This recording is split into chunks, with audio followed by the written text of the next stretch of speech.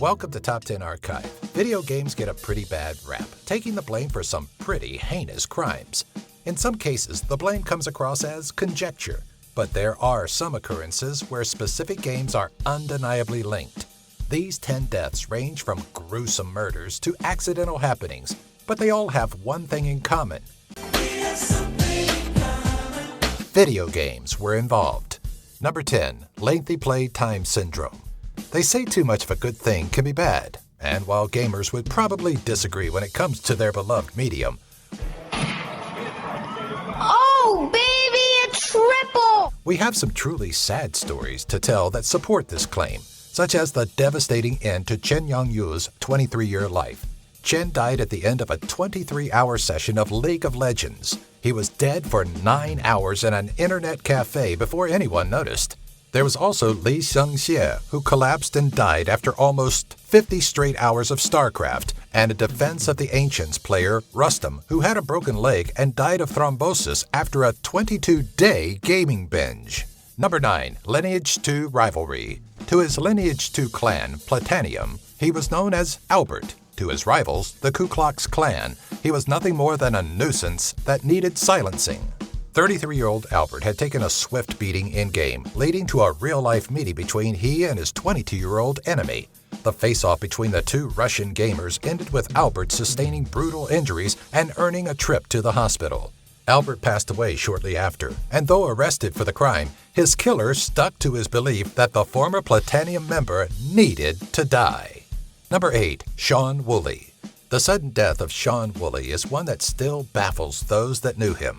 Though he suffered from a learning disability and showed emotional issues as a child, Woolley was on a good path, especially after obtaining employment and a place of his own to live. Despite the positivity, Shawn's mother came across his dead body slumped in front of his computer with EverQuest still running. Woolley had killed himself, and his mother immediately pointed her finger at the virtual world her son was so heavily involved in. No note was left behind to confirm reason, but it's believed Shawn had met with some sort of in-game tragedy, possibly over a fellow player he had grown attached to, and shot himself in the middle of playing. Number 7, tragedy in Azeroth. World of Warcraft is a lot of things, but being associated with tragedy was never meant to be one of them. On December 27, 2004, 13-year-old Han Kuxiaoyi of China jumped to his death after a 36-hour binge session in World of Warcraft.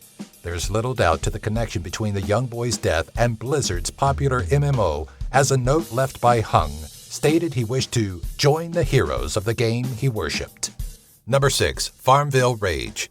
There are those that may be passionately against FarmVille being labeled a video game, but there is likely no conflict in agreeing on the horror of the case of 3-month-old Dylan Lee Edmondson. Dylan's mother, Alexandra Tobias, was heavily invested in her virtual farm as her child wailed on about whatever he was in need of.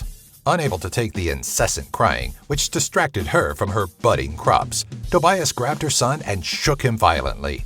It's believed the boy's head struck something as his mother swung him about, killing him all for the sake of inedible vegetables and cartoon animals.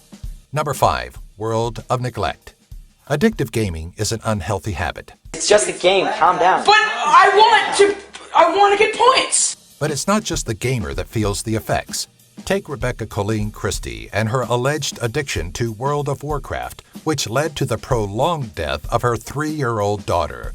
After the death of her child, it was discovered that Rebecca logged onto Warcraft for approximately 15 hours every day. No, I need to play World of Warcraft! As she explored the extensive fantasy lands of Murlocs, Night Elves, and Demons, her daughter was left to fend for herself, even going so far as to eat cat food when her hunger was at its worst.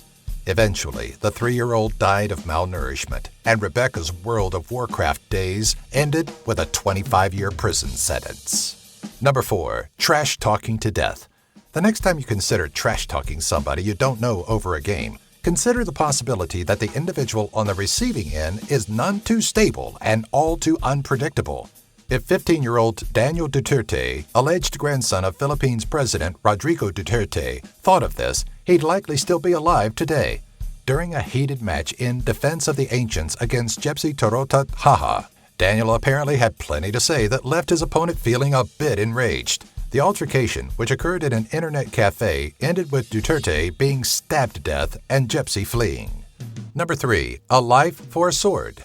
To some, games are a simple form of mindless entertainment, used to enjoy time with friends or alone. Others see every aspect of a video game as something worth fighting over, even including otherwise worthless in-game items. Legend of Mirror 3 player 41-year-old Chung Ching-wei went on a rage-filled quest to take out Zhu Kaiyan in real life with a real sword. Allegedly, Chu had loaned Zhu a sword he had recently won in the game. To show his gratitude, Zhu sold it for roughly $1,000. Though Zhu offered to hand over the cash after Chu attempted and failed to press charges, Chu saw no other resolution than to stab Zhu to death. Number 2. Influence of Grand Theft Auto. Few games have received as much gripe for its senseless violence as Grand Theft Auto, and while many horrific acts are attributed to the game desensitizing youths, Let's go bowling. Roman, I cannot bowl with you. I'm doing other things now. there's one case where its involvement is nearly undeniable.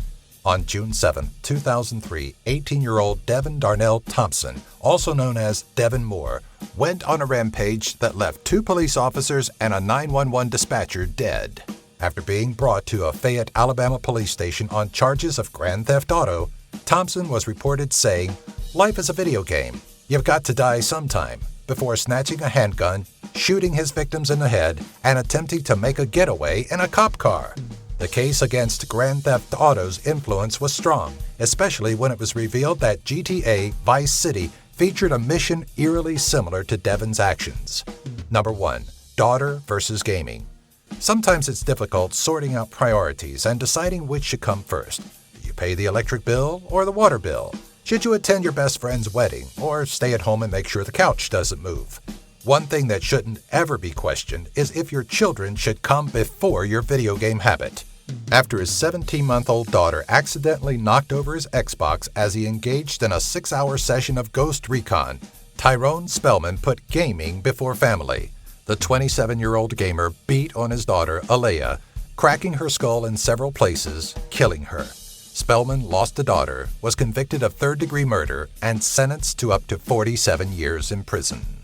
Hey everyone, thanks for watching. If you'd like to see more videos like this, be sure to visit and sign up with our friends at Geek Fuel by using our affiliate link found in the description section. For just $20 a month, you'll receive at least $50 worth of geeky stuff that you'll actually use. Each box comes with a t-shirt you'll actually want to wear, and a free Steam game download, usually valued at $10 or more. Don't miss out on this monthly box that Stan Lee himself endorses. Be sure to subscribe to our channel to keep updated on more lists like these, box openings, and giveaways. Listen, on a serious note, an addiction to video games or computer games should be treated in much the same way as any other addiction. If you or someone you know seems to have a problem with video game addiction, simply go online and search for Treatment Video Game Addictions for lots of articles and resources that can help.